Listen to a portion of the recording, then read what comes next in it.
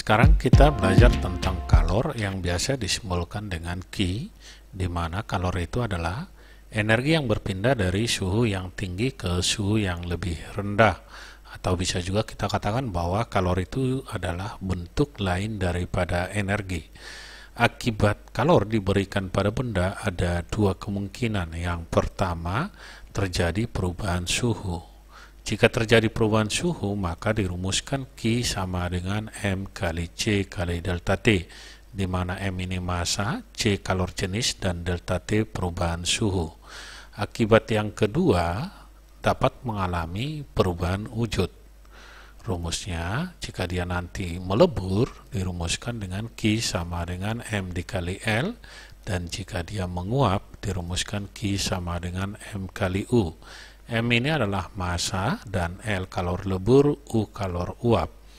Selanjutnya kita lihat di sini keterangannya, M tadi massa, C kalor jenis, kemudian L sama dengan kalor lebur dan U sama dengan kalor uap. Kemudian delta T adalah perubahan suhu, di mana delta T itu adalah T2 dikurang T1. Jika suatu es dipanasi atau diberi kalor, dia akan mengalami tahapan. Kita buatkan grafiknya seperti ini nih, kita katakan suhunya 0. Nanti tahapannya seperti ini. Dari min naik suhunya nanti sampai 0, kemudian melebur naik suhunya sampai dia menguap, sehingga kita katakan ini posisi sebagai es. Kita katakan kalor yang dibutuhkan sampai dia suhu 0 dari min adalah Q1. Kemudian nanti di sini grafik mendatar seperti ini kita katakan berubah wujud, atau kita katakan di sini melebur menjadi kalor yang dibutuhkan Q2. Setelah dia melebur menjadi air, maka di sini nanti dia akan naik suhunya menjadi 100 derajat Celcius. Kita katakan untuk air mendidih pada tekanan 1 atmosfer. Kita katakan ini adalah Q3, sedangkan yang ini menguap Q4. Sehingga kalor yang dibutuhkan dari min T derajat Celcius sampai nanti semuanya menguap, bisa kita buat Q total adalah Q1 tambah Q2 tambah Q3 ditambah Q4. Nanti dilihat tahapnya, apakah dia hanya sampai melebur berarti sampai Q2, apakah sampai mendidih berarti Q3, atau sampai naik suhunya. Jadi bisa diperhatikan jika nanti grafiknya mendatar seperti ini terjadi perubahan wujud. Tetapi jika dia miring, di sini terjadi perubahan suhu. Selanjutnya kita lihat asas Black, di mana asas Black itu terjadi pertukaran kalor dari kalor yang tinggi atau yang dilepas ke yang diserap. Oke, untuk lebih gampangnya kita lihat ke soal nomor 1.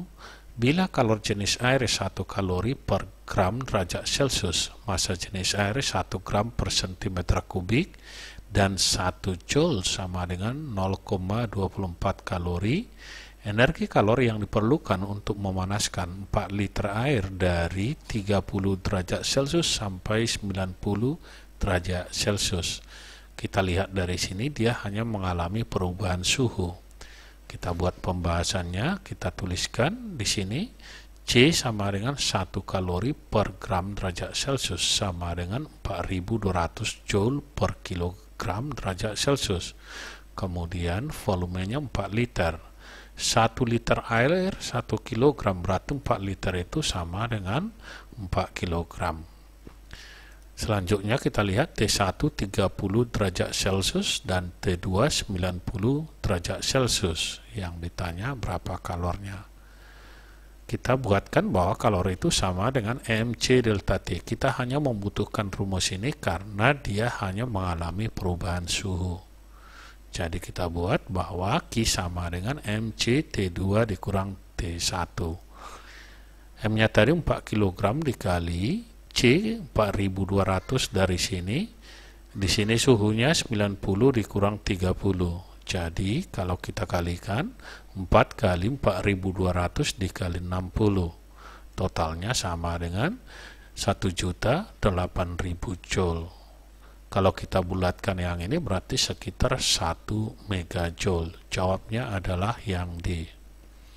Kemudian soal nomor 2, di sini dikatakan jika 75 gram air yang suhunya 0 derajat Celcius dicampur dengan 50 gram air yang suhunya 100 derajat Celcius, maka suhu air campuran itu adalah, kita lihat dari soal ini, maka ini menggunakan asas Black. Jadi kita buat pembahasan M1 75 gram, kemudian T1 0 derajat Celcius, M2 50 gram, kemudian T2 100 derajat Celcius. Yang ditanya berapa T campuran.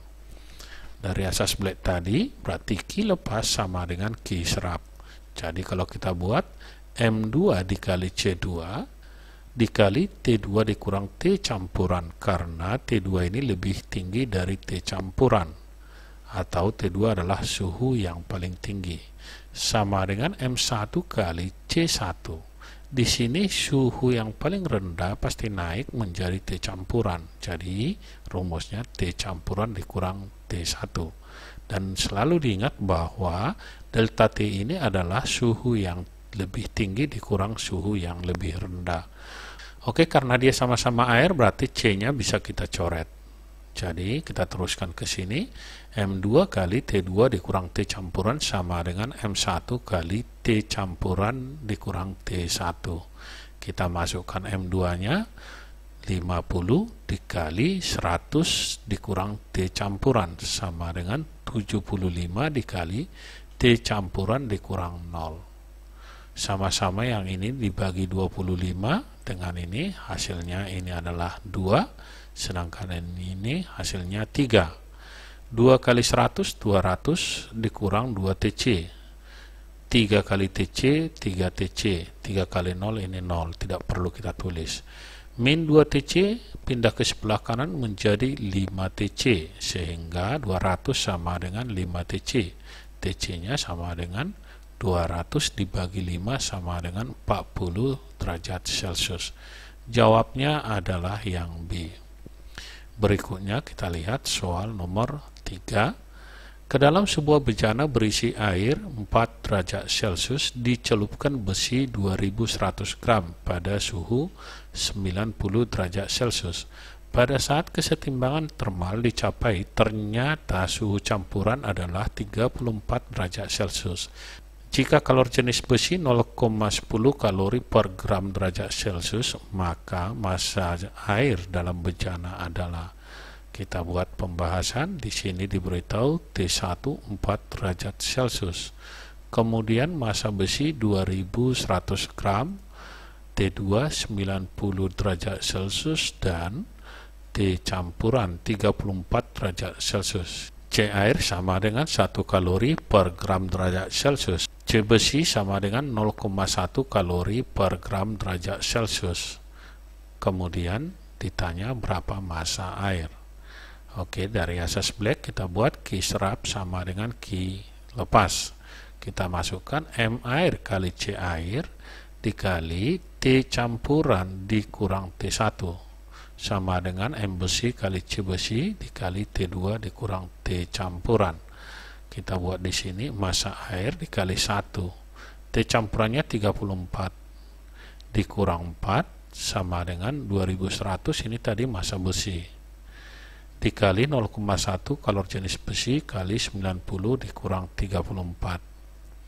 Oke, kita masukkan M air 34 dikurang 4 30.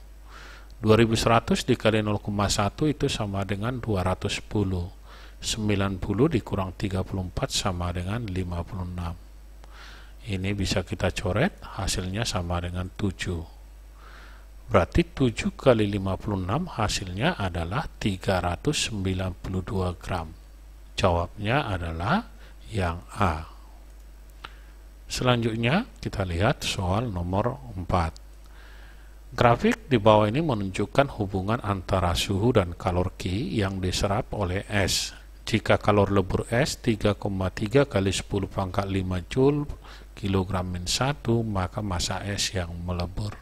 Kalau kita lihat dari grafik itu, yang melebur ada di sini, karena ini grafik mendatar.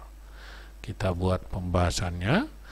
Q sama dengan 9,9 yang ini dikurang 3,3 yang ini Jadi ini kalori yang dibutuhkan.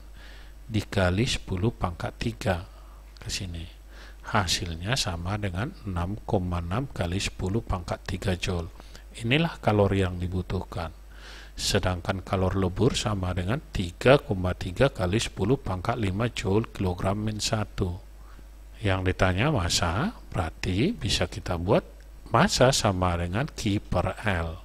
Kita teruskan, berarti massa sama dengan 6,6 kali 10 pangkat 3 dibagi 3,3 kali 10 pangkat 5. Yang ini sama-sama kita bagi 3,3, hasilnya adalah 2. Jadi 2 kali 10 ini naik ke atas menjadi min 2 kg. Berarti jawabnya adalah yang C. Sekian dan terima kasih, sampai bertemu kembali di video kita yang lainnya.